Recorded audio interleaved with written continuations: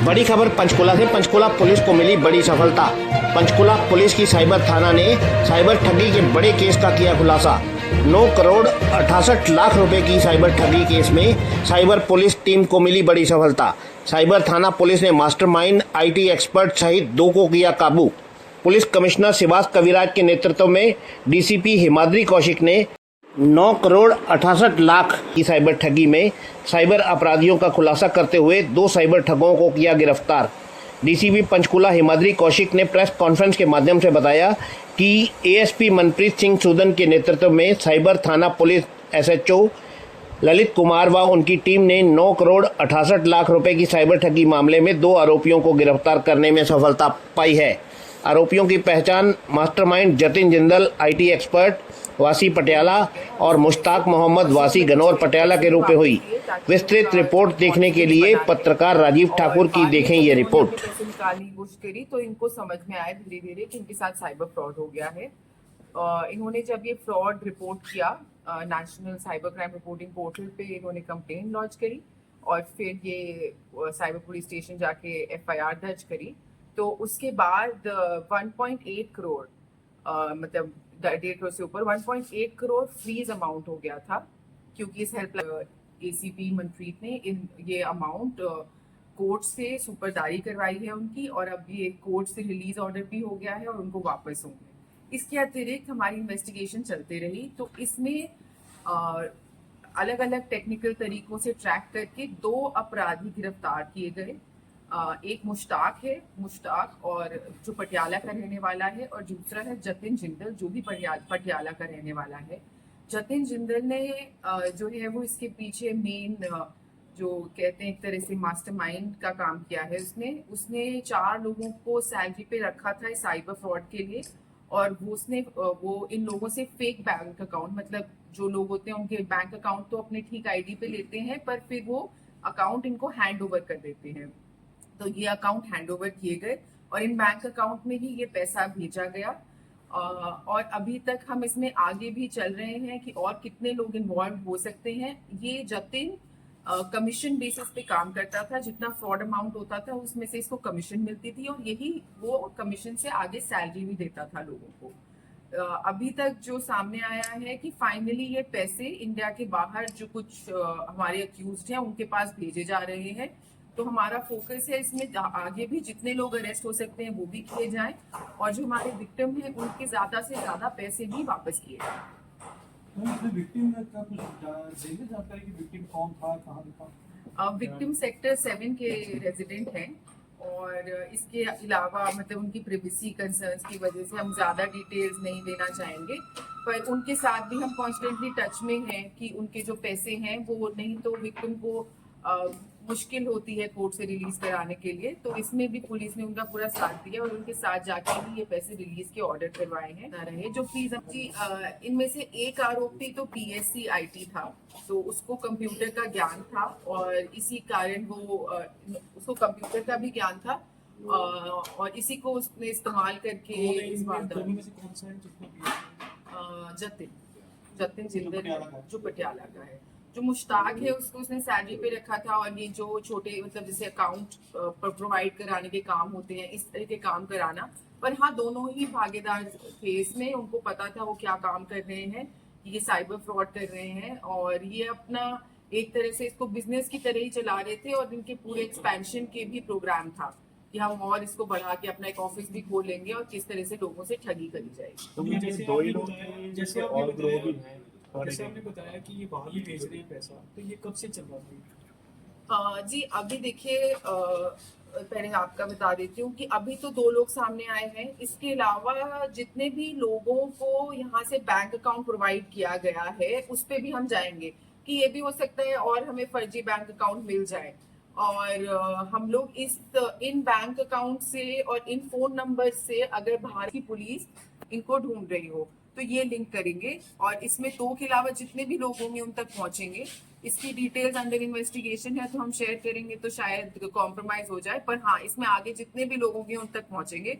और दूसरे में आपके सवाल पे आऊँ तो ये जो पूरा सिस्टम है, ये जो बैंक अकाउंट्स हैं ये तो अभी प्रोवाइड करे गए हैं, पर हम जो व्हाट्सएप की चैट्स हो गई या पुराना कुछ डिलीटेड डेटा हो गया, इसको फॉरेंसिक एनालिसिस के बाद निकालेंगे कि ये पैसा कैसे मूव करा है, भारत के बाहर ये पैसा कैसे जा रहा है, और अगर हमें किसी अतिरिक्त एजेंसी को भी इसकी सूचना देनी पड़ी तो हम वो देंगे। जो आपके शिकायत करते हैं वो करते क्या, बिजनेसमैन है क्या? हाँ जी, वो बिजनेस करते हैं जी। हमारी इस टीम में कौन कौन लोग शामिल थे? इस टीम में एसीपी मनप्रीत सुदन है, उनकी लीडरशिप के under SHO cyber inspector Lalit, और हमारे आईओज हमारे 2 IO sub inspector Sukhvinder Singh और वो रीडिंग टीम में कांस्टेबल सुनील कुमार। वैसे तो पूरा साइबर पुलिस स्टेशन साथ काम करता है, जैसे कुछ लोग अगर पकड़ने में थे तो बाकी लोग ये पैसे वापस दिलाने में थे, कुछ लोग ये कंप्लेंट को ऑनलाइन फॉलो अप करने में ताकि ये पैसे फ्रीज हो जाए, बाकी लिंक, तो पूरा साइबर पुलिस स्टेशन साथ मिलके ये काम करता है। तो मैम कैसे लोगों को कन्वर्ट करते हैं, कोई लिंक या ओटीपी का मैसेज किस तरह से? जी देखिए, ये बहुत एक नया तरह का फ्रॉड आजकल बहुत ज्यादा प्रचलित हो गया है। इसमें ये क्या करते हैं, लोगों को एक तरह से लोभ देते हैं कि आपके इतने पैसे इतने हो जाएंगे। ये तो व्हाट्सएप ग्रुप के थ्रू कर रहे थे। कई बार ये क्या करते हैं, वेबसाइट फेक बना देंगे, पूरी की पूरी वेबसाइट ही फेक होगी। आप उसमें अपने पैसे निवेश करेंगे तो आपको दिखाएगा कि आपका, चलिए देखिए, 1 लाख के 6 लाख हो गए, फिर शुरू में आप निकाल भी पाएंगे, 10,000 निकालने दिए, 20,000 निकालने दिए, तो आपको विश्वास हो जाएगा कि मेरा पैसा बढ़ रहा है, पर ये एक्चुअली बढ़ता नहीं है। और एंड में जब आप अपने पैसे निकालना चाहेंगे तो वो बिल्कुल जीरो हो जाएगा। कभी तो वेबसाइट बंद हो जाएगी, कभी व्हाट्सएप ग्रुप का वो नंबर ही रिस्पॉन्ड करना बंद कर देगा। इस तरह का कार्य होता है। इसके लिए आप क्या कर सकते हैं, कई ऐसी एप्लीकेशंस हैं, मोबाइल एप्लीकेशंस हैं, जहां से आप स्टॉक्स या म्यूचुअल फंड खरीद सकते हैं। तो जो रजिस्टर्ड हैं उनसे ही खरीदें, पहली बात। दूसरी बात, आपका जो पैन कार्ड होता है उससे आपका डीमैट अकाउंट या सारे शेयर्स लिंक्ड होते हैं, तो आप जब भी चाहें, या तो आप इनकम टैक्स की आपकी जो टैक्स इंफॉर्मेशन सर्विस है उससे चेक कर सकते हैं कि ये पैसे सच में मैंने खरीदे हैं या नहीं तो म्यूचुअल फंड्स में कैम्स ऑनलाइन होता है, KAMS, उससे आप चेक कर सकते हैं कि मेरे नाम पे ये खरीद तो रहे हैं, पर ये अमाउंट है वो रिलीज हो जाता है। जैसे कि हम लोगों को जानकारी भी देते हैं कि पहले तो हमें साइबर अपराध का विक्टिम बनने से खुद को रोकना है, और अगर आपके साथ ऐसा हो भी जाता है तो जितने जल्दी से जल्दी आप ये कंप्लेंट लॉन्च करेंगे, आपका अमाउंट फ्रीज हो जाता है, यानी जिसके खाते में गया है वहां रोक लिया हेल्पलाइन है उस द्वारा, और फिर ये पैसा वापस आने में आसानी हो जाती है। भले ही भारत सरकार के सारे सिस्टम अब इंटीग्रेट हो चुके हैं, तो आप जाके ये चेक भी कर सकते हैं कि जो आपको, अगर उन्होंने आपसे आपके आईडी डिटेल नहीं ली, आपका कुछ KYC नहीं करवाया, तो वो आपके नाम पे पैसे निवेश कैसे कर रहे हैं, ये भी एक सोचने की बात है। और जैसा कि साइबर क्राइम के लिए भी कई बार कहा जाता है कि अंग्रेजी में एक फ्रेज है कि too good to be true. अगर आपको कोई ऐसी डील मिल रही है जिसमें आपको लगता है कि पैसे बहुत ज्यादा बढ़ गए, या एक के मतलब 100 हो गए, 100 गुना हो गए, तो आपको इसके बारे में एक बार सोचने की जरूरत है। ये पुराना सिस्टम है, पहले इसको पॉन्जी स्कीम या पिरामिड स्कीम कहते थे, थोड़े पैसे डालोगे ज्यादा हो जाएंगे। अब कंप्यूटर के आने के बाद ये साइबर के तरीके से किया जा रहा है। इसमें कोई रिकवरी तो नहीं है? रिकवरी पे भी जुटे हैं। बेसिकली जो आपका फ्रीज अमाउंट है, जो वापस ऑर्डर हो गए हैं कोर्ट से, वो रिकवरी अमाउंट ही है जो 1.38 करोड़ का है। इसमें कितनी ट्रांजैक्शंस में ये सारा पैसा गया? पहले 38 लाख की पहली ट्रांजैक्शन है जो मुश्ताक द्वारा प्रोवाइड करे गए बैंक अकाउंट में है, और फिर ट्रांचेस में ये ट्रांजैक्शंस होते रहे हैं। तो जो हमारे पास अलग अलग बैंक अकाउंट्स हैं और अलग अलग लेयर्स हैं कि पहले इसको गया, पहले इसको गया, तो उसको हम अभी ट्रैक करें कि एग्जैक्टली कितने बनेंगे। बट फर्स्ट ट्रांजैक्शन मुश्ताक के खाते में 38 लाख की है। मैम, इसके पहले भी कोई बचला पुलिस ने कितनी बड़ी कोई रिकवरी कभी कराई है, कोई ऐसा कोई केस आया? देखिए, टोटल जो रिकवरी अमाउंट है साइबर थाने का, सारे केसेस मिला के वो काफी ज्यादा है। पिछले महीने मतलब जून के महीने में 16 लोग हरियाणा स्टेट के बाहर से अरेस्ट करे गए हैं, 8 लोग अरेस्ट करे गए हैं, और टोटल इस साल भी 30 लोग से ऊपर अरेस्ट हो चुके हैं। तो इनका जो कार्य है, ये तो हम मतलब एक पर्टिकुलर केस इतना बड़ा अभी तक हमारे पास नहीं आया है। कई बार बड़े cases state level cyber police station भी डील करता है, तो ये साइबर थाने के लिए और पूरे पंचकुला के लिए एक अचीवमेंट है।